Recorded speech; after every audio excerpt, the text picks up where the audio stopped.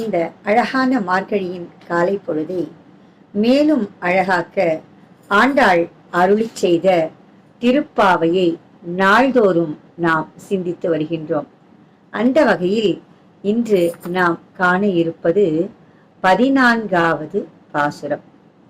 இது நாள் வரை ஆண்டாள் தனையொத்த தோழியர்களை பாவை நோன்பு செய்வதற்காக துயில் எழுப்புவதையும் நாராயணனை பல்வேறு விதமாக நாமங்களை சொல்லி போற்றுவதையும் பார்த்தோம்.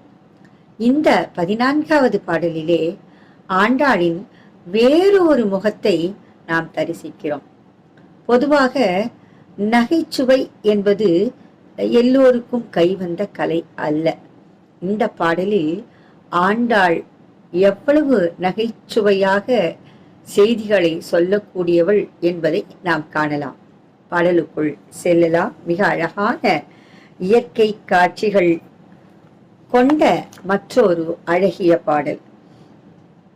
உங்கள் புழக்கடை தோட்டத்து வாவியுள், உங்கள் புழக்கடை தோட்டத்து வாவியுள், செங்கழு நீர்வாய் நெகிழ்ந்து ஆம்பல் வாய் கூம்பினகான், செங்கழு நீர்வாய் நெகிழ்ந்து ஆம்பல் வாய் கூம்பினகான், செங்கல் பொடி கூரை, செங்கல் பொடி கூரை வெண்பத்தவர், செங்கல் பொடி கூரை வெண்பத்தவர், தங்கள் திருக்கோயில் சங்கிடுவான் போகின்றார், தங்கள் திருக்கோயில் சங்கிடுவான் போந்தார், எங்களை முன்னம் எழுப்புவான் வாய் பேசும் நங்காய் எழுந்தீராய் நாணாதாய் நாவுடையாய், எங்களை முன்னம் எழுப்புவான் வாய் பேசும் நங்காய் எழுந்தீராய் நாணாதாய் நாவுடையாய், சங்கொடு சக்கரம் ஏந்தும் தடக்கையன், சங்கொடு சக்கரம் ஏந்தும் தடக்கையன், பங்கைய கண்ணானை பங்கைய கண்ணானை பாடேலோரிம் பாவாய். வெட்கமே இல்லாம தூங்குற நீ அப்ப என்ன சொன்ன? நாளைக்கு நான் வந்து உங்களை முதல்ல எழுப்புறேன் பாருங்க. நேற்று வரைக்கும் தூங்கிட்டேன்னா விட்டுடுங்க, போனா போகுது, உங்க ஃப்ரெண்டு தானே. நாளைக்கு நான் முதல்ல எழுந்து உங்க எல்லாரையும் வந்து எழுப்புவேன்னு சொன்னீங்க. எங்களை முன்னம் இப்படி எழுப்புவான், எங்களை முன்னம் எழுப்புவான் வாய் பேசுனீங்க. உன்னுடைய பேச்சுக்கும் உன்னுடைய செயலுக்கும் எங்கேயாவது சம்பந்தம் இருக்கா? அப்படி சொன்னல, நங்காய் நானாதாய் நான் உடையாய், இப்படி பேசிட்டு இப்படி தூங்குற, உனக்கு வெக்கமா இல்லையா? முதல்ல போற்றி சொல்கின்றாய். நங்காய், அழகானவளே, பெண்ணே, எங்களை வந்து எழுப்புறேன்னு சொன்ன பெண்ணே, அப்படி சொல்லிட்டேன்னு உனக்கு வெக்கமா இல்லையா? எழுந்துரு. ஏன் நீ எழுந்துக்கணும்? உங்கள் புழக்கடை தோட்டத்து வாவியுள். நேற்று அவளுடைய வீட்டின் வாசல் பாலால் சேராக மாறியது என்று பார்த்தோம்.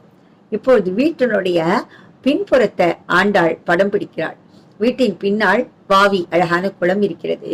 அந்த குளத்திலே செங்கழு நீர்வாய் நெகிழ்ந்து ஆம்பல் வாய் கூம்பினகான். செங்கழு நீர்ப்பூக்கள் எல்லாம் கதிரவன் வந்த பிறகு தன்னுடைய இதழ்களை விரிக்கும், வாய் நெகிழும் என அழகான ஒரு தமிழ் சொல். அதே நேரத்திலே ஆம்பல், மாலையில் மலர்ந்த மலர்கள் எல்லாம் அப்படியே வாடி விடுமாம். செங்கழு நீர் வாய் நெகிழ்ந்து ஆம்பல் வாய் கூம்பினகான். இது காட்சி ஒன்று. செங்கல் பொடி கூரை வெண்பதவத்தவர் தங்கள் திருக்கோயில் சங்கிடுவான் போகின்றார். செங்கல் பார்ப்பதற்கு ஒரு நிறமாக இருக்கும். அதை பொடியாக்கினால் அந்த தூள் அதனுடைய வண்ணம் வேறு நிறமாக காட்சியளிக்கும். அப்படிப்பட்ட செங்கலின் பொடியை போன்ற ஆடையை அணிந்து கொண்ட துறவிகள் என்ன செய்கிறார்கள்? தங்களுடைய வெண்மையான பற்கள் தெரிகின்றார் போல இறைவனுடைய கோயிலுக்கு எழுந்து செல்கின்றார்கள். ஏன்? சங்கிடுவான். சங்கு ஒலிப்பது அவர்களுடைய தொழில். இறைவனுடைய கோயிலில் சங்கை ஊதுவதற்காக துறவிகள் எல்லாம் சென்று கொண்டிருக்கின்றார்கள். உங்கள் வீட்டு தோட்டத்திலோ ஆம்பல்கள் குவிய, செங்கல் நீர் பூக்கள் நெகிழ காலை பொழுது விடிந்து விட்டது. நேற்று வந்து எங்களை எழுப்புவதாக சொன்னாயே, இன்று வெட்கமில்லாமல் படுத்து உறங்கிக் கொண்டிருக்கின்றாயே, எழுந்திரு.